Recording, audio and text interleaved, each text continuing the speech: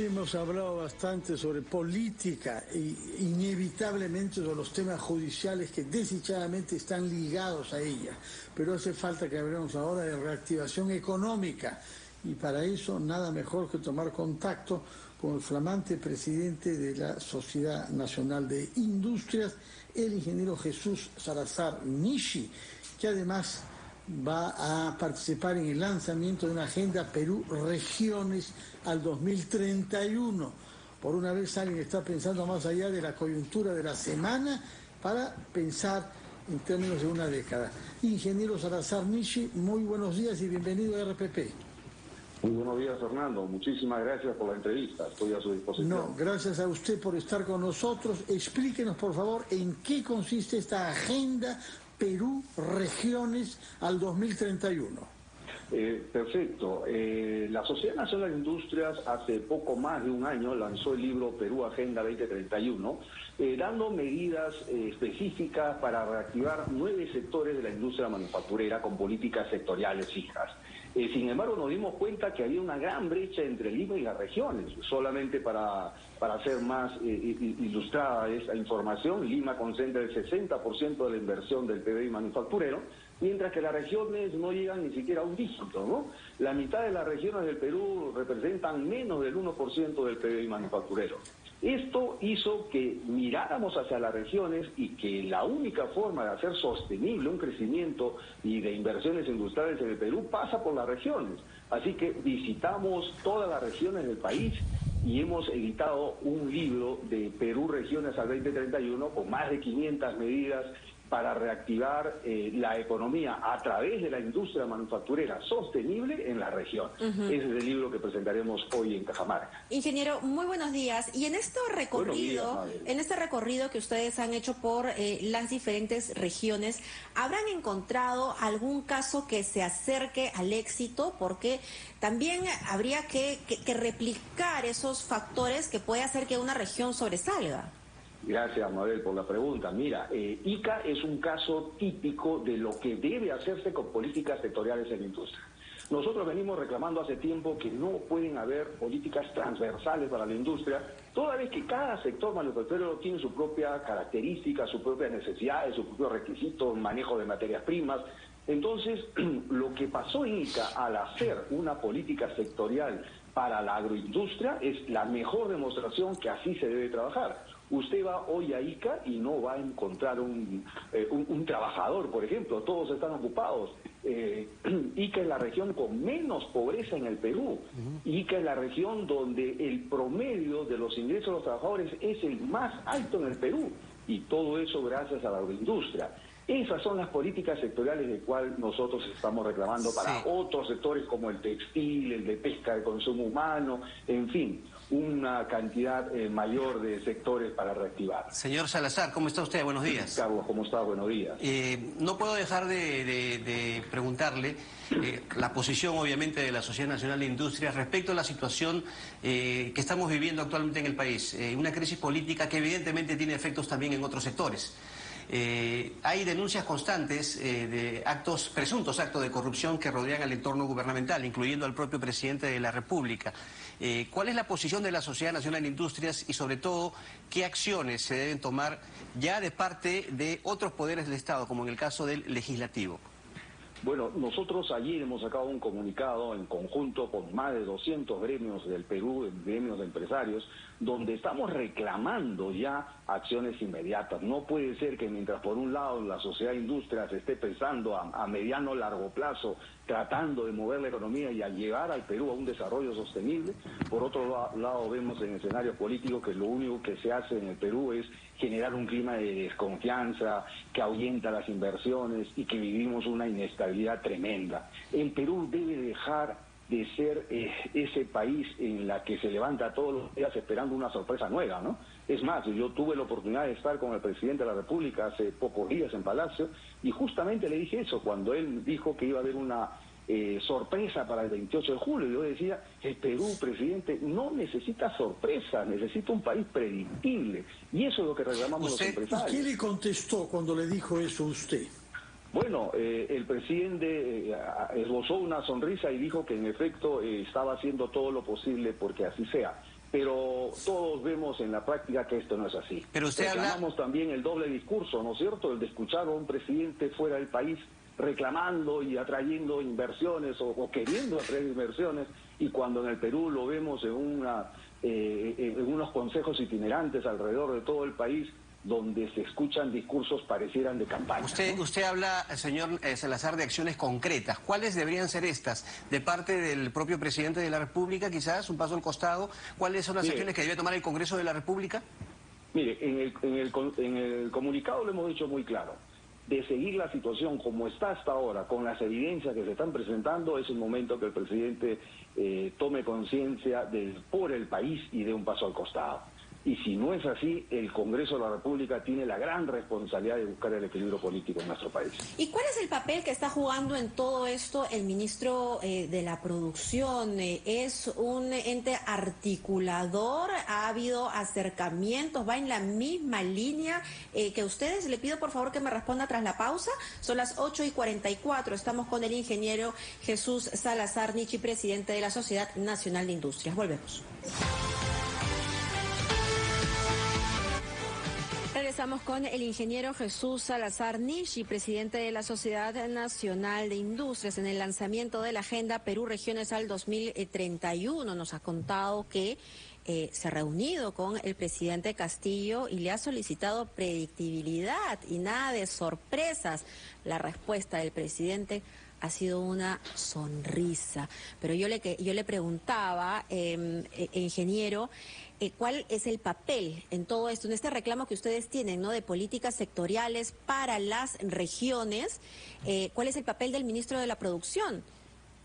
Ok, gracias, Mabel. Mira, en honor a la verdad, yo debo decir que hemos tenido varias reuniones con el ministro de la Producción y la última ha creado una comisión, ha puesto al viceministro de Industrias y de PYME y al director general de políticas del Ministerio de la Producción a nuestra disposición, y estamos reuniéndonos, ya van 2 reuniones que tenemos en la Sociedad de Industrias para buscar la implementación de esta guía.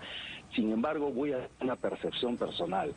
Yo entiendo que el ministro de la Producción tiene la mejor voluntad, pero siento que lo absorbe demasiado el tema de la coyuntura del día a día y se escapa del tema de largo plazo. Y eso es, grafico la realidad del Perú de años, Mabel. No somos un país que mira hacia el futuro a largo plazo, no tenemos una ruta definida y eso debemos cambiar. Por eso es que en la Sociedad de Industrias hemos querido hacer este trabajo para decirle que el Perú debe trabajar en conjunto mirando a su largo plazo y escaparnos un poco de esta coyuntura diaria, ¿no? Señor Salazar, sin embargo, pese a que efectivamente están ustedes diseñando una agenda hasta el año 2031, hay un comunicado que se ha publicado bajo el título de Empresarios Unidos por el Perú, que ha sido firmado por más de 200 instituciones empresariales, entre las cuales la suya, con el número 18, junto a la CONFIEP y otros gremios empresariales, donde toman posición sobre un tema mayor que tiene que ver con la coyuntura, aunque es un problema estructural en nuestro país desde hace mucho tiempo, que es la corrupción. Ese es el título, contra la corrupción. Y ustedes dicen claramente ahí que hay indicios de que el presidente Pedro Castillo, lejos de luchar contra la corrupción, está quizá incurriendo en el grave delito de obstruir a la justicia, y por eso ustedes toman posición y dicen que si se confirmase esto, cosa que todos deseamos que el Ministerio Público lleve a cabo, debe dar un paso al costado, es decir, debe renunciar, y precisan incluso que si no lo hace es el Congreso que debe asumir esa responsabilidad en virtud del mandato constitucional. Explíquenos, por favor, cómo ha sido elaborado este importante comunicado en el que ustedes se ven obligados a tomar posición sobre temas de coyuntura. Correcto. La realidad y la coyuntura diaria y nacional, como bien lo expresó usted, Fernando, nos obliga a todos los empresarios, a todos los gremios a juntarnos, como lo hicimos el día de ayer, y después de un largo debate hemos discutido mucho esta posición y nos hemos puesto en consenso. Y hemos dicho que es hora de hablar fuerte y decir las cosas claras. Los empresarios ya no podemos mantenernos al margen de la situación política, ni menos de las políticas de Estado. Lo que viene pasando en el Perú es algo realmente increíble. O sea, nunca hemos vivido una crisis social, política, económica como la que estamos viviendo hoy. Y lo que reclamamos los empresarios con este comunicado es que ordenemos a nuestro país, y lo debemos ordenar desde el ciudadano número uno, que es el presidente de la República. Señor Salazar, y en ese sentido, hablando de la crisis política que, como comentábamos, tiene repercusión en otros sectores, ¿cómo afecta esto a los pequeños empresarios? Y otra pregunta, permítame, muy concreto. ¿Usted cree que debe haber un cambio en la presidencia del Consejo de Ministros como una especie de factor articulador de diversos sectores como anuncio para el 28 de julio? A ver, todos sabemos que el Perú tiene un tejido empresarial único. Somos más del 99% de empresas en el Perú entre micro y pequeñas empresas. Ellos son los que más están sufriendo con lo que viene pasando en nuestro país. Lo que se requiere nuevamente es un clima de inversión, y eso no está habiendo. Por eso es que la gran cantidad de pymes, a través de muchos de sus gremios, se han suscrito a este comunicado de Empresarios Unidos por el Perú. Y respecto al primer ministro, no voy a decir nada nuevo. Creo que todos sabemos que tenemos un ministro que no es convocante. Y el Perú necesita hoy una personalidad política que nos junte a todos los peruanos y que no siga abriendo las brechas entre peruanos. No podemos seguir hablando de ricos y pobres, de blancos y no sé cuántos. No, o sea, por favor, somos un país unitario, somos un país diverso y debemos apreciar esa diversidad. Y sobre esa diversidad construir país. Y no tenemos un primer ministro que realmente nos conduzca a esa unidad como país. Y en ese país que ustedes han recorrido, ingeniero, han hallado en este estudio y en este diagnóstico que han hecho algún potencial en alguna región. Mire, muchos potenciales. El Perú tiene grandes ventajas comparativas que no ha sabido aprovechar hasta el momento. Ustedes deben saber que el Perú es el 9º bosque más grande del mundo. 9º bosque más grande del mundo. Sin embargo, no aparecemos en la estadística de la industria de la madera. Y que, por ejemplo, tenemos un litoral hermoso, precioso y lleno de grandes recursos naturales. Sin embargo, nuestros vecinos del norte y del sur saben explotarlo. El Perú no sabe hacerlo hasta ahora.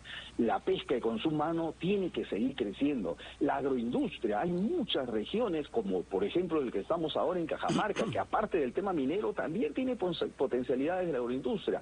Y así hay muchísimas regiones donde hemos encontrado y detectado cuáles son esas ventajas comparativas sobre las cuales debemos construir inversión, industria y sostenible. Permítame una consulta ya al margen del tema político y que tiene que ver básicamente con una propuesta que ha planteado el Ministerio de Salud, señor Salazar, para que más productos apliquen el denominado octógono nutricional, o sea, poner más octógonos a una mayor cantidad de productos. ¿Usted está de acuerdo con una medida, con una propuesta de esta naturaleza? ¿Tiene sustento técnico esto? Mire, yo lo que creo es que la intencionalidad no es tan transparente. Yo lo que creo es que el Perú debe, por supuesto, cuidar la salud de todos los peruanos, y la industria no estamos ajenos a eso. Es más, desarrollamos industria haciendo alimentos que protegen, cuidan y ayudan a la salud de la población. Sin embargo, yo tengo la impresión de que hay intereses, o no sé cómo identificarlos claramente, pero este tema de los octógonos hizo mucho ruido en el tiempo, sí, ¿no? Creo que deberíamos buscar medidas más concretas. ¿Podría ser más específico con los intereses, por favor? No, lo digo en forma general, no tengo identificado ninguno, así que no voy a hacer ninguna especificación, pero sí todos sabemos que hay, obviamente, algunos grupos creados, ¿no es cierto?, en la industria de la alimentación, que hay que saber manejarlos, ¿no? Bueno. Todos sabemos, ¿no? Pero todos no sabemos. ¿Está usted seguro que todos saben? Usted parece saber, pero si no lo quiere compartir, lo comprendería, pero sería útil que nos diera alguna pista. No, yo lo que creo es que deberíamos buscar medidas apropiadas, ¿no es cierto?, para que la industria camine sobre políticas claras, ¿no es cierto?, del cuidado de la salud. ¿Pero cuáles podrían ser esas medidas? Porque los octógonos efectivamente dieron lugar a muchas críticas, pero entre tanto se vienen aplicando y al parecer ha resultado eficaz, ¿no? ¿Cuál es el problema ahora con los octógonos? Mire, deberíamos ponerle más énfasis a lo que dictan las normas técnicas internacionales para alimentación.